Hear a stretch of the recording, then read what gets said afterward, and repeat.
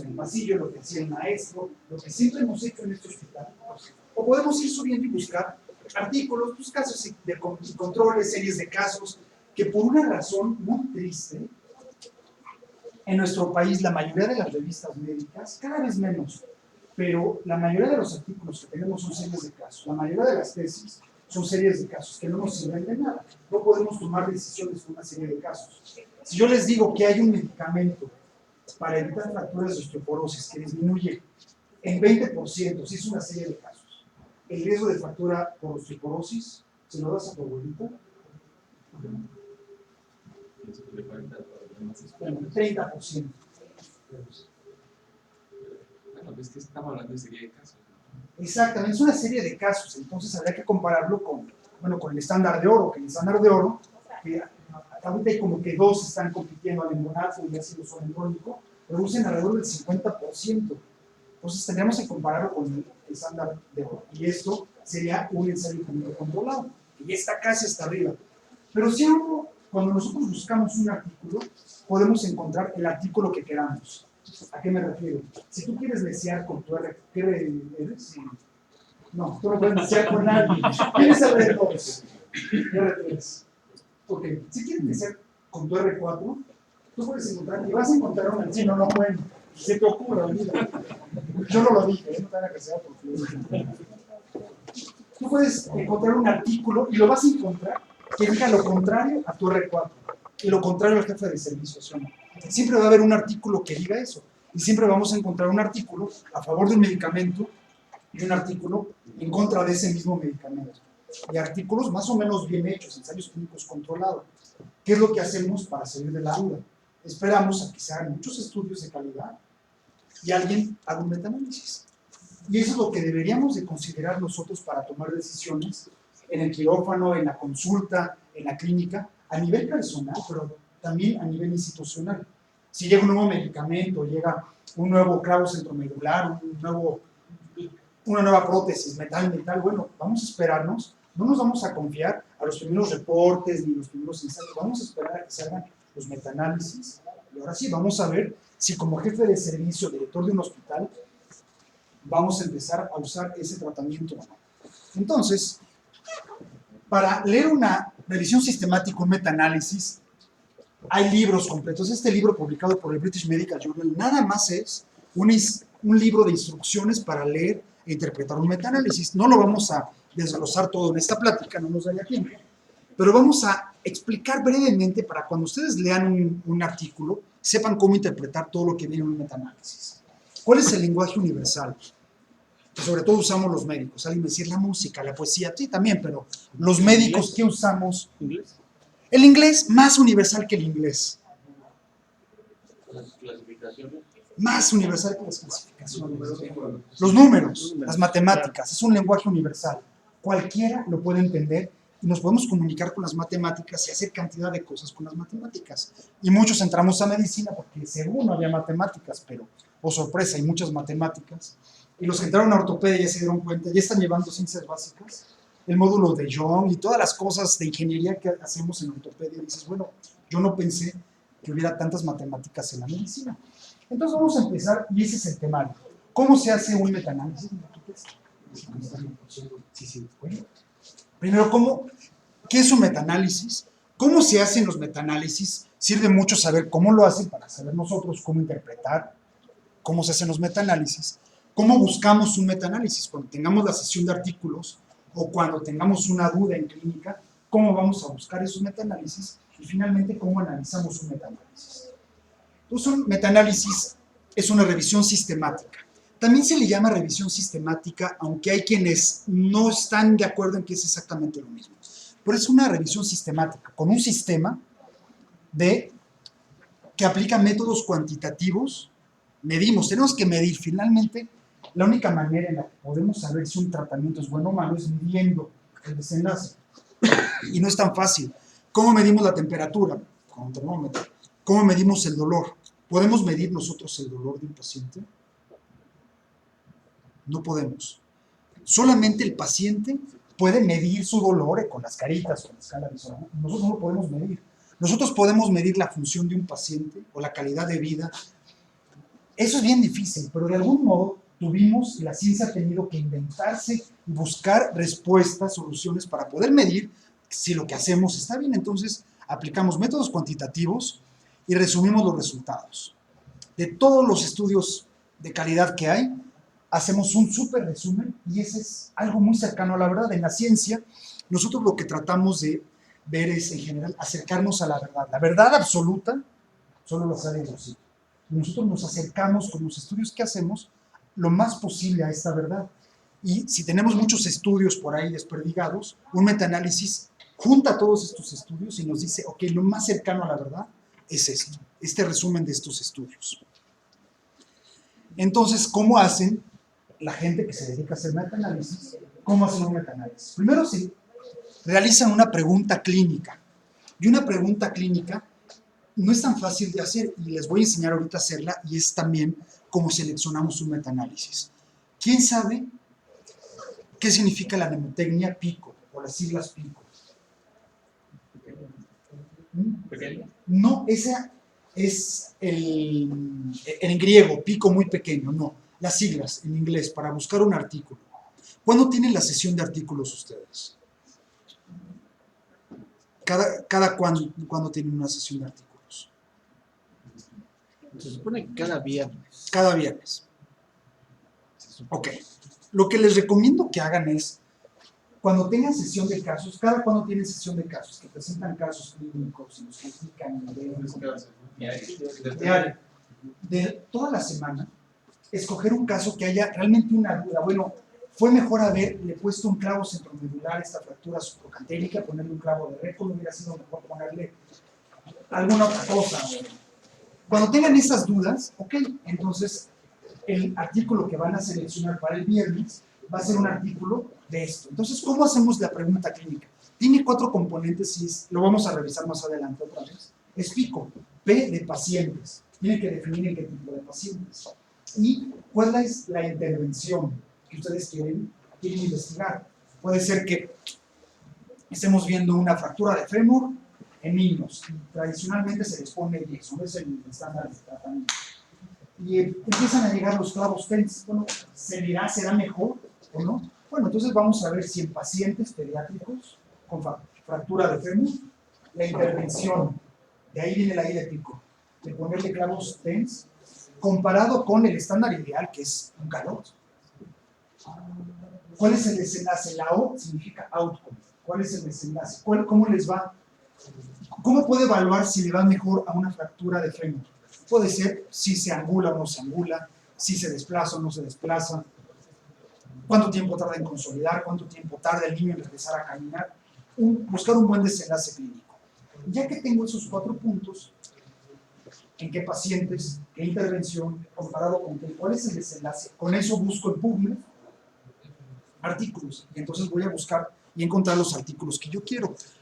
Para hacer un metaanálisis, la gente que se dedica a eso hace exactamente lo mismo. De repente agarran y dicen, bueno, estamos viendo que hay muchos medicamentos para antitrombóticos.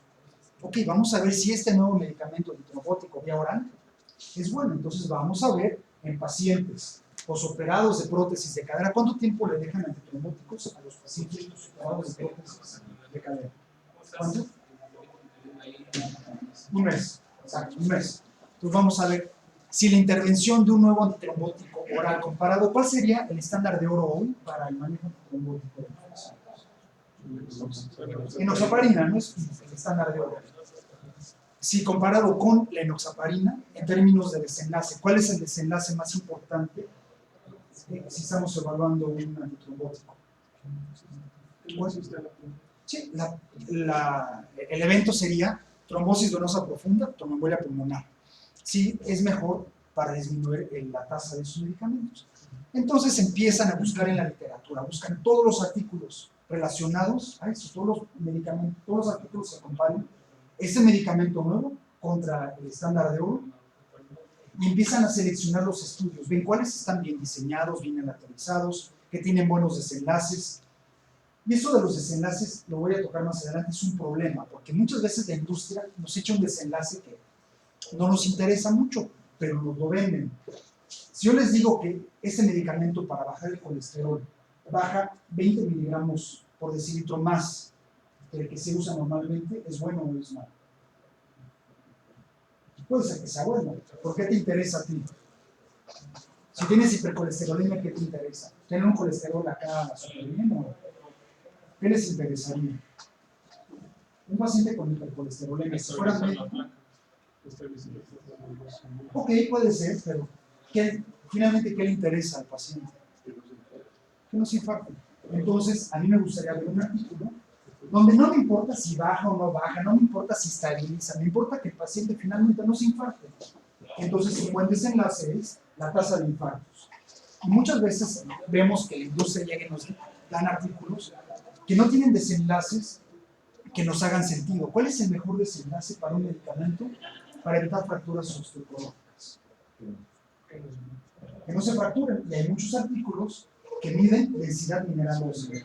A la viejita no le sirve de nada estar en la cama recién operada con un DHS, con su densitometría, con sus amigas. Fíjense que tiene una densidad mineral ósea de quinceañera. Está bien, tiene la cadera fracturada. Entonces los desenlaces es muy importante.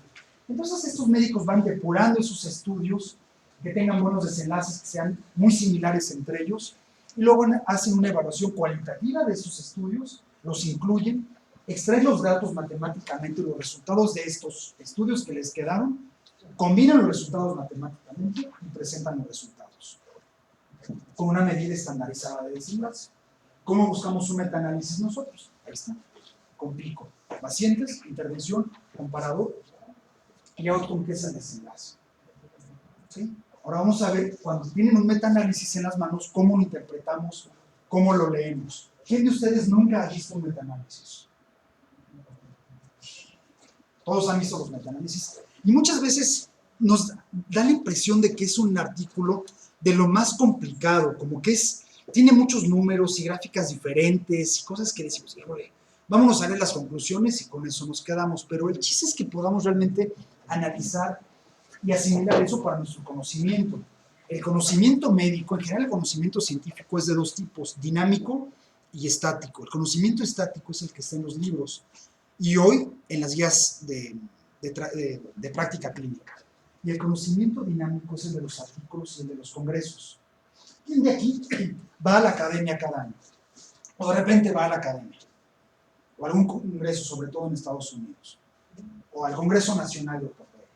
¿Qué pasa después del congreso? Regresan y dicen, fíjate que están haciendo tal cosa, están operando tales pacientes con tal clavo, después del congreso, pero no evaluaron si esto que habían dicho fueron buenos estudios, aleatorizados y demás. Y ese conocimiento dinámico fluctúa mucho y pasa con mucha frecuencia que regresan los médicos del congreso y empiezan a hacer la técnica que recomendaron. Y el siguiente año en el congreso dicen, oigan, espérense, nos dimos cuenta que tenemos un montón de complicaciones y un montón de problemas con esta técnica, ya no la hagan y la dejan de hacer. A eso me refiero con que es dinámico. Nosotros no podemos darnos el lujo como médicos de ser los primeros en hacer algo. Llega un tratamiento y, ay, voy a probarlo, hay que tomarlo con calma, ni los últimos en hacer algo. Es que yo aprendí desde mi maestro que hacía esta técnica y seguir haciendo. Entonces hay que tener ese término medio y para no, yo lo puse negro, y para no irnos a tropezar con algo muy nuevo, hay que esperar a que esté el conocimiento un poco más estático, no que sea tan dinámico. Entonces, un metaanálisis tiene varias partes. El título, como todos los artículos, un resumen, introducción, material y métodos, resultados y discusión. Cuando ustedes leen cualquier artículo, ¿cuál es la parte más importante de un artículo que tendríamos que leer para saber si le creemos o no al artículo, si nos lo quedamos o no? Material y métodos. Si material y métodos es correcto, si el estudio fue aleatorizado, o si un metaanálisis realmente seleccionó bien a los estudios que estaban bien diseñados, entonces yo puedo creer a lo que me digan los resultados. Lo que sea que digan los resultados, yo lo puedo creer. Si material y métodos no es correcto, si no aleatorizaron a los pacientes, o si tuvieron un sesgo de selección, por ejemplo, salió un artículo hace 2-3 años, en una revista gringa, ni siquiera latinoamericana, gringa, de un doctor que reportaba sus casos de cirugía de hallux valgus y decía que tenía 0% de complicaciones. 0% de recidiva. Está muy bien, 30 años, órale. Entonces cuando leías material y métodos decía, excluimos a todos los pacientes que habían tenido recidiva para este estudio. No, bueno, entonces, y así se lo publicaron, bueno, eso no se vale. Entonces, esos estudios, si yo hubiera visto solamente las conclusiones, digo, no, pues la técnica de este doctor es la neta, pero cuando yo veo material y métodos, digo, no, están mal seleccionados, yo no me puedo creer lo que me está diciendo. Ok, vamos a empezar. Vamos a tomar este metaanálisis que habla de los antiinflamatorios en general, y es infarto al miocardio en sujetos que toman antiinflamatorios no esteroideos, y es un metaanálisis de estudios observacionales. ¿Cuáles son esos estudios? Los ensayos clínicos controlados hacen 2 o más grupos y evalúan muy de cerca a los pacientes. Solo puedes tomar ese medicamento y me tienes que hablar, y son muy, muy controlados, por eso son controlados, y miden eficacia. La eficacia es una medida en condiciones ideales. Pero a nosotros no nos interesa eso, porque los pacientes, si o no, hacen lo que les viene en gana. Se toman o no se toman la medicina, o si uno les dice, tómese una tableta de esos, toman 2 juntas. Y entonces están esos estudios que se llaman pragmáticos o naturalistas, que son a más grande escala, que no evalúan eficacia, sino efectividad. Efectividad es en condiciones normales, condiciones reales. Y la eficiencia se evalúa cuando se toma en cuenta el aspecto económico, el costo de un tratamiento, de un diagnóstico, lo que sea. Entonces vamos a ver este estudio que es bastante bueno, un metaanálisis que salió hace un poquito, ¿cuándo salió? 2013, creo que fue en marzo, por eso, ¿no?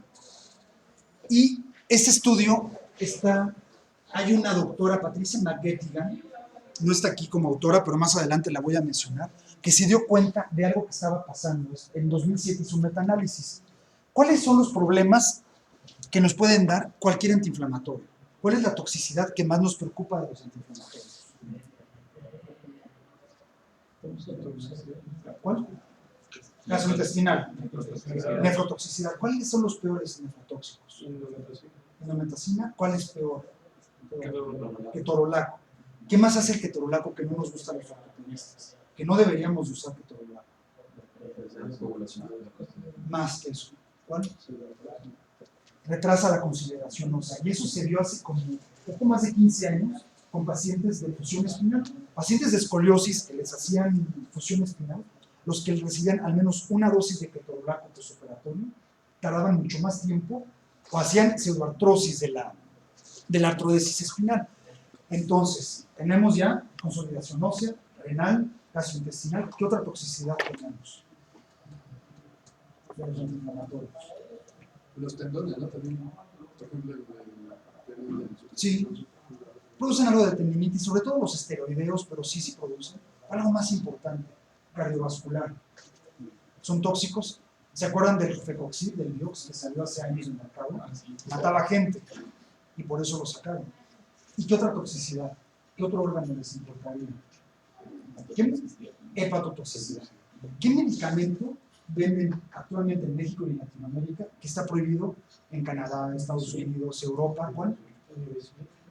El nimesulid, sí, está prohibido. No es tan hepatotóxico, sí es hepatotóxico. Por ahí otro peor, un COX-2. No, el metamizol es bastante seguro. A mí me gusta mucho.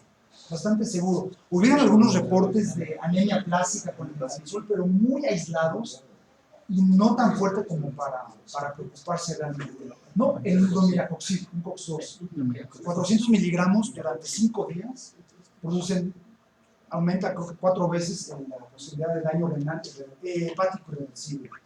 Lo sacaron en casi todos los países del primer mundo, por aquí lo seguimos vendiendo, lo siguen echando. Entonces ya tenemos estas 5 toxicidades, y una que nos preocuparía mucho es la toxicidad cardiovascular, y de eso se trata este metaanálisis. Entonces vamos a ver el pico. ¿En qué pacientes buscaron eso? En pacientes que recibían ese tipo de medicamentos. De intervención, bueno, pues eran antiinflamatorios no esteroideos, comparado contra otros antiinflamatorios. Y el desenlace, infarto al miocardio. Eso es lo que analizaron en este estudio. Ya vimos, aquí está el resumen muy básico, y lo que nos importa ver nosotros cuando vemos el resumen de un artículo. ¿Qué es lo que hacemos cuando vemos el resumen de un artículo? Vemos las conclusiones. Ya, leí el artículo y ya llego a la sesión, la presento y me peleo con el de cuatro y digo, ya ves, yo tengo razón. Lo que hay que leer en el resumen es el objetivo, porque hicieron un metaanálisis, cuáles fueron los métodos, buscaron en PubMed estudios de tal a tal característica, de 90 al 2011.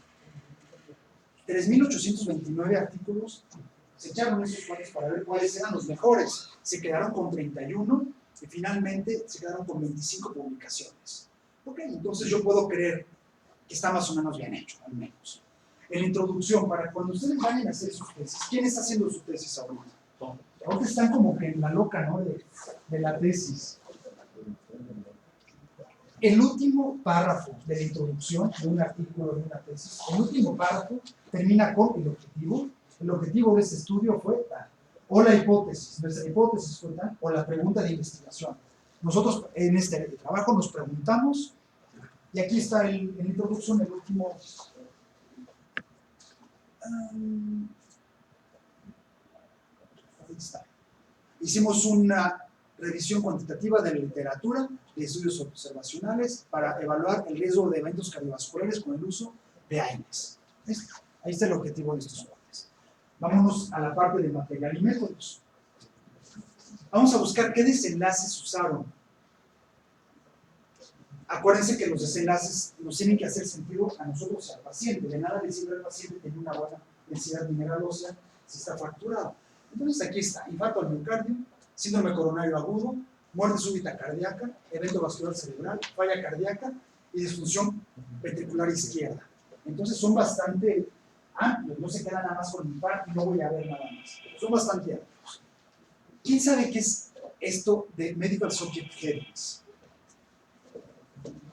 ¿Podríamos organizar una plática? ¿Tengo quien? Claro. ¿Puede dar una plática? Son términos MESH, ¿los han escuchado? ¿Quién los sabe usar?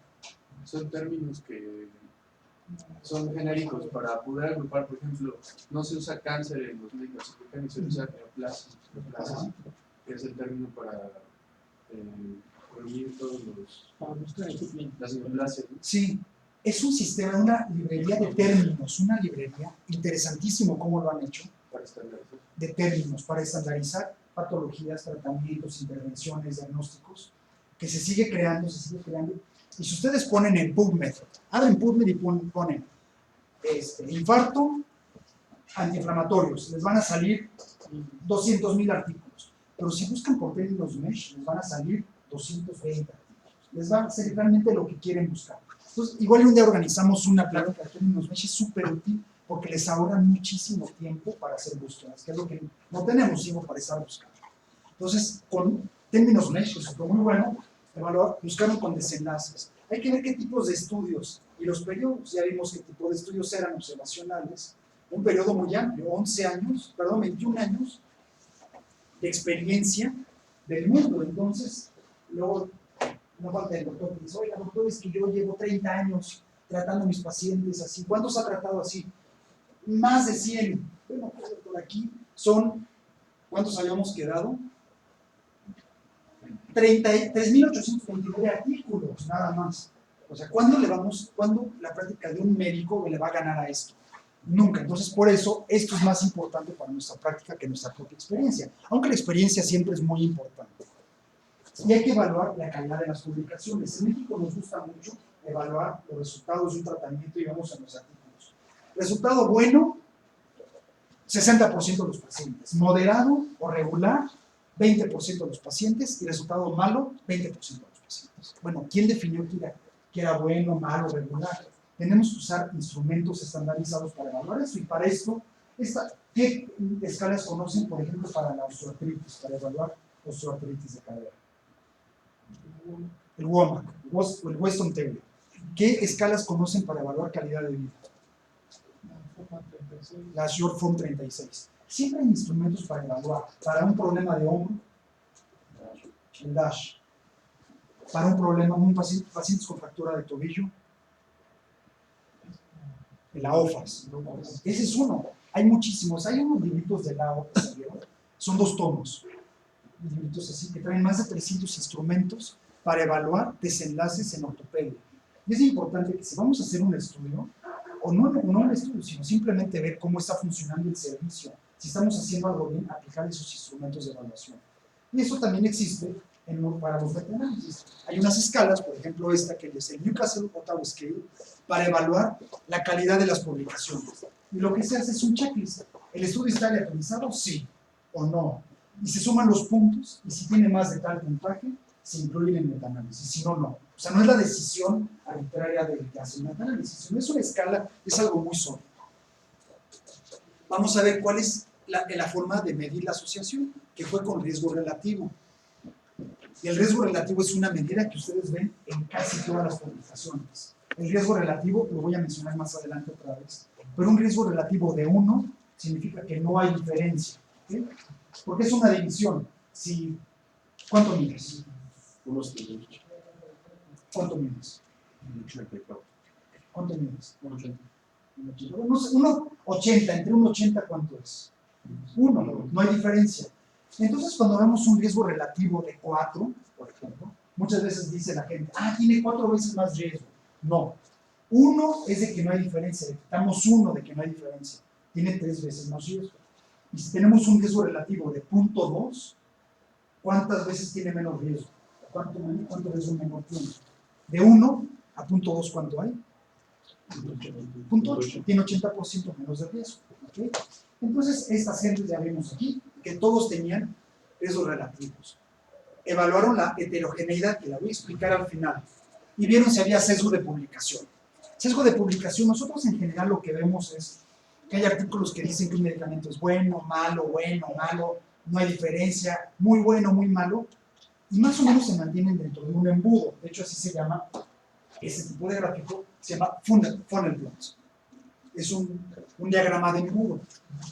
Y todos los artículos caen dentro de este embudo. Pues si vemos un artículo que está hasta acá, que dices, bueno, este medicamento es como el agua de clacote, decimos, no, hay un problema, y este artículo lo saco porque sale del embudo. Entonces hay que ver que realmente haga una evaluación buena de los artículos. Después de esto, nos van a presentar, y miren, esto es bien interesante, todos los artículos que encontraron. 3.829 artículos. Y los fueron sacando, los que estaban mal hechos, duplicados, los que tenían problemas de metodología, y se quedan con 25. Y esto es algo muy común. En general, cuando ven los metaanálisis, van a ver que es menos del 1% de los artículos que seleccionaron son los que sirven. Y eso nos debería de dar miedo, porque si nosotros buscamos cualquier artículo, nos pudimos haber encontrado cualquier otro de los 3.804 artículos que eran malos, de mala calidad o mal diseñados. Y eso es algo así como entrar a un campo minado. Entonces, si estas gentes de todos los artículos se quedaron con 25, nosotros que no tenemos tiempo y no tenemos este expertise en encontrar artículos, lo más seguro es que caigamos en un artículo mal diseñado. Lo mejor es leer un metaanálisis o realmente empezar a aprender a seleccionar artículos. Y vamos a empezar a ver la parte de resultados. Aquí están todos los estudios, donde se hicieron, el número de pacientes que incluyeron y los desenlaces. Y luego vamos a empezar a ver esa parte de los resultados. Cuando ven una tabla, ¿qué es lo primero que deben de leer?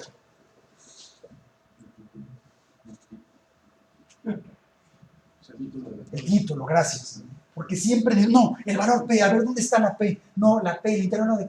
El título. Pues vamos a ver ahí. ¿Cuál es el título? Es el resumen de los efectos del riesgo relativo para efectos aleatorizados. Esto es un término estadístico, no se pone, del infarto al miocardio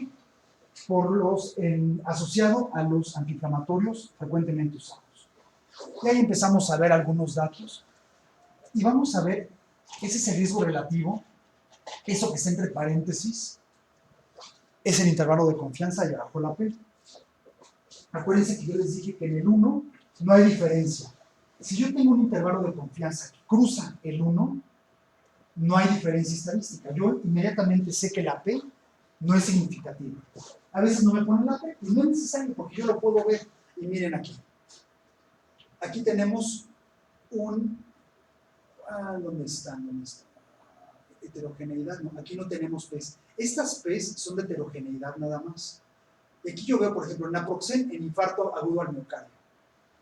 1.06 está a la izquierda y a la derecha del 1. Entonces el naproxeno no aumenta el riesgo, ni disminuye el riesgo de un infarto. Casi no. Casi desconecto esto. Por ejemplo, aquí tenemos rofecoxib, que ya sabíamos que era malo. E infarto, nada más infarto, 1.34, que va de 1.22 a 1.48. Está completamente a la derecha del 1, entonces sí aumenta el riesgo de un infarto. ¿Cuánto aumenta el riesgo de un infarto el rofecoxib? 0.34. Si lo multiplican por 100 es 34%. ¿Okay? Pero muchas veces ver estas tablas nos marea y decimos, a ver, vamos a verlo como nos gusta mucho a los cirujanos, como que somos más gráficos. Y la mayoría de los artículos nos ponen la cosa así muy como para internistas y más como para cirujanos. Así que aquí ya le entendemos. Y muchas veces van a ver metaanálisis que les ponen cada uno de estos diagramas aparte, pero estos doctores lo hicieron en uno solo porque es un muy buen resumen. ¿Quién sabe cómo se llama este tipo de diagrama? No es una gráfica, no es una tabla, es un diagrama. Una tabla es como esta, una gráfica es una gráfica de barras o un dispersograma, y eso es un diagrama, porque está mezclado. ¿Cómo se llama este diagrama?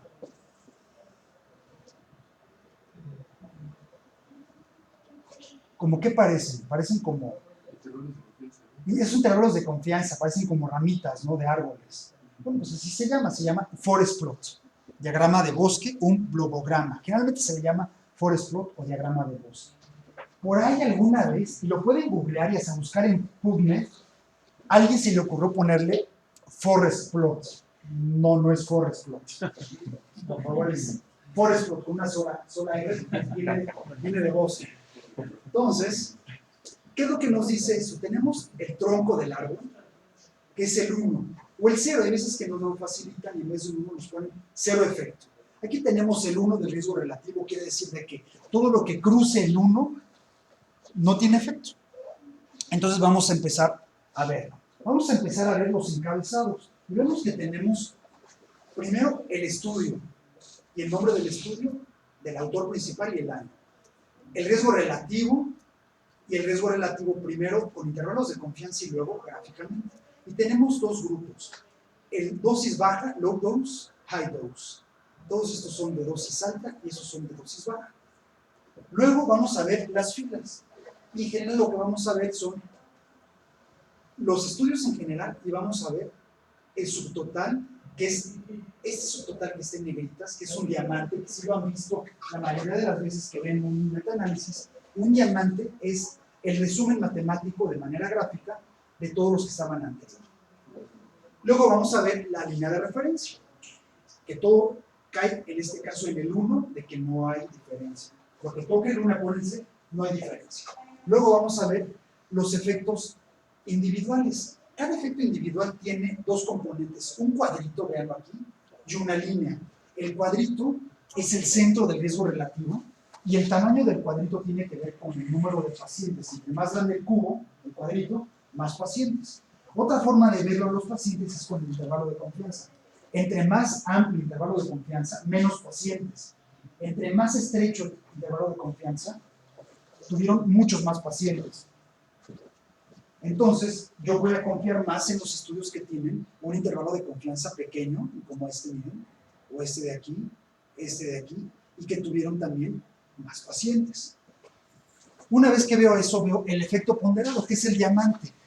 Y es un diamante porque como no es algo así tan preciso, porque no fueron estudios que se hicieron de manera multicéntrica, sino cada estudio se hizo por su parte, yo no puedo asegurar y dar un intervalo de confianza así tajante, sino dar como algo muy, muy estimado.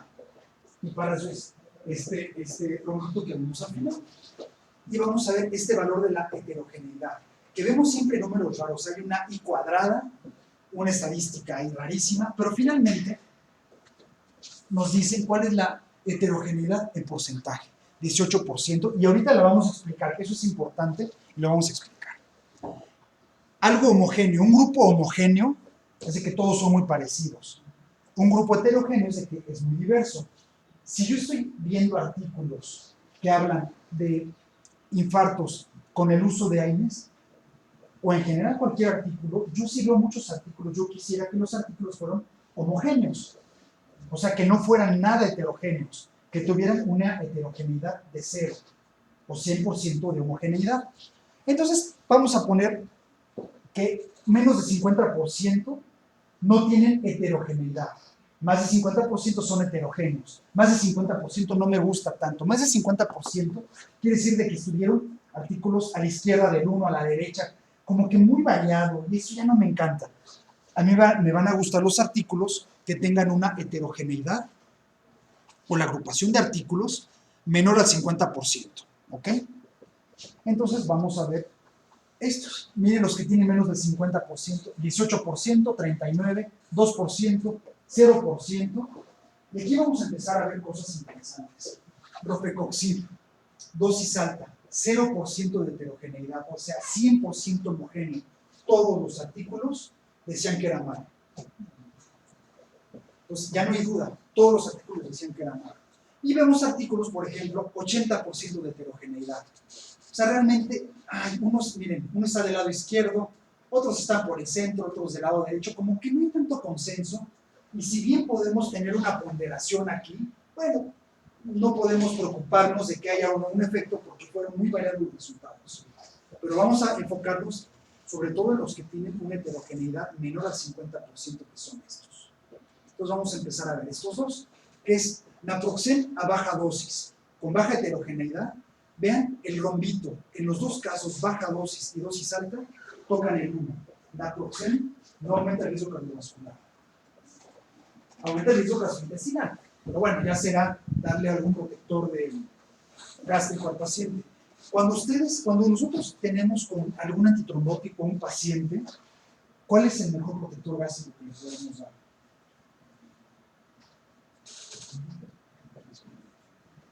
Lo tienes con Clexane o con Pradaxar o con Xarelto o con lo que quieras. ¿Qué protector gástrico le das? Omeprazol. ¿Otra idea? El omeprazol. ¿Dónde se metaboliza el omeprazol? Hígado. Citocromo P450. El omeprazol es como una pelotota que se atora en el citocromo P450 y le cuesta mucho trabajo al citocromo procesarlo. Pues ustedes le ponen el antitrombótico y se acumula y no llega al citocromo y nunca se metaboliza. Entonces los niveles plasmáticos de cualquier antitrombótico se mantienen muy elevados si les dan omeprazol, lansoprazol o esomeprazol a los pacientes. El que ocurre menos eso, porque en parte se metaboliza en el retículo hidrográfico liso, es el pantoprazol o la ranitidina. Entonces, para los pacientes que tengan con antitrombóticos, pantoprazol o ranitidina. No les vayan a dar omeprazol porque se acumulan los niveles plasmáticos y es cuando vienen sangrados, hematomas postoperatorios, etc. Vamos a ver a los siguientes que tenían baja heterogeneidad. Celecoxib, baja dosis y alta dosis, heterogeneidad menos del 50%. Toca el 1, entonces no nos aumenta el riesgo cardiovascular. Siguiente, Rofecoxib, dosis baja y dosis alta, 2% y 0% de heterogeneidad. Y miren, el rombo está alejado del 1 en los dos casos. O sea, realmente nos aumenta el riesgo cardiovascular. Por eso salió del mercado. Pero ahorita vamos a ver algo bien interesante. Aquí está la discusión. Que en la discusión, para cuando vayan a escribir un artículo o hacer una tesis, en la discusión primero tenemos que revisar los resultados, volver a poner lo que pusimos en resultados y discutirlos. Cuando nosotros escribimos una tesis, no debemos de escribir 2 más 2 igual a 4. El 4 es un número par, que es el doble de 2. Resultados, 2 más 2 igual a 4.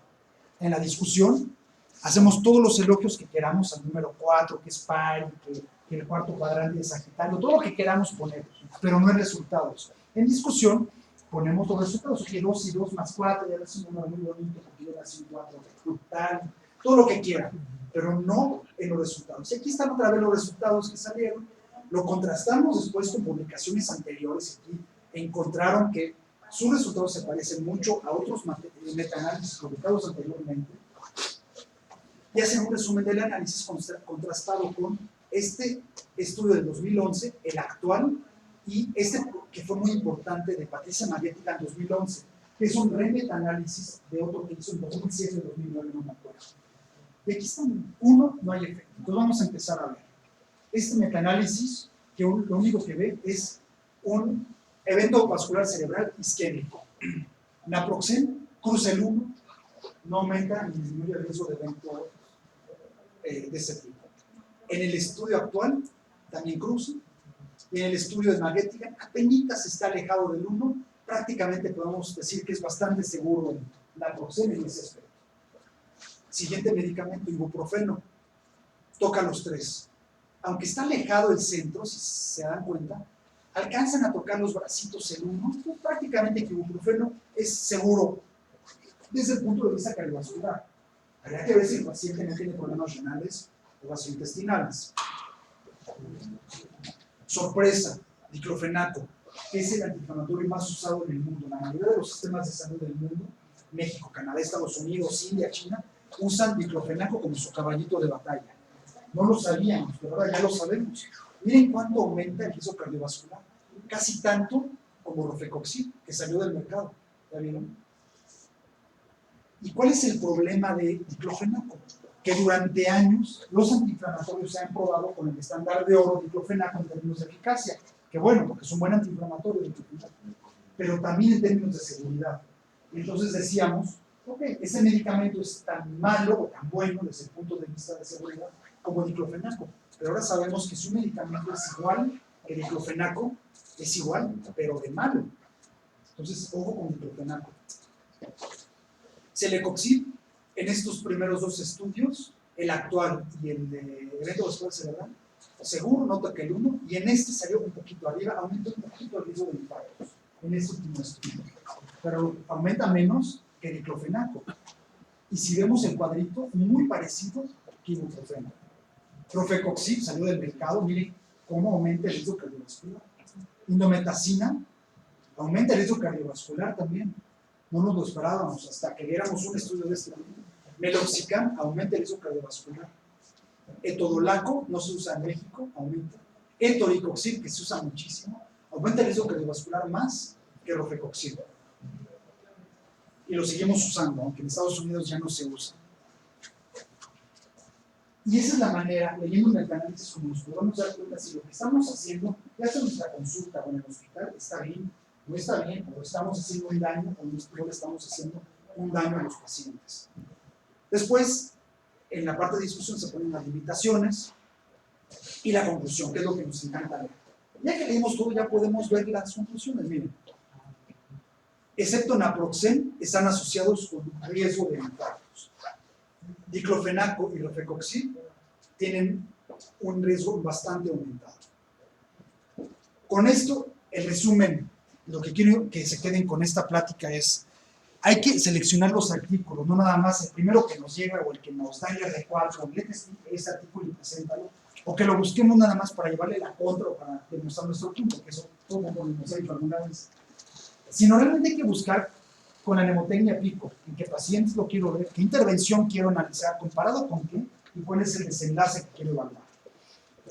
Y luego buscar metaanálisis. Podemos leer en cada sesión bibliográfica estudios, series de casos, casos y controles, cortes, pero lo único que me va a dar realmente una pauta con más evidencia es un metaanálisis. Ya que tienen el metaanálisis, ya les digo, muy básico para poderlo leer, interpretar y aplicar eso. ¿Sí? ¿Dudas?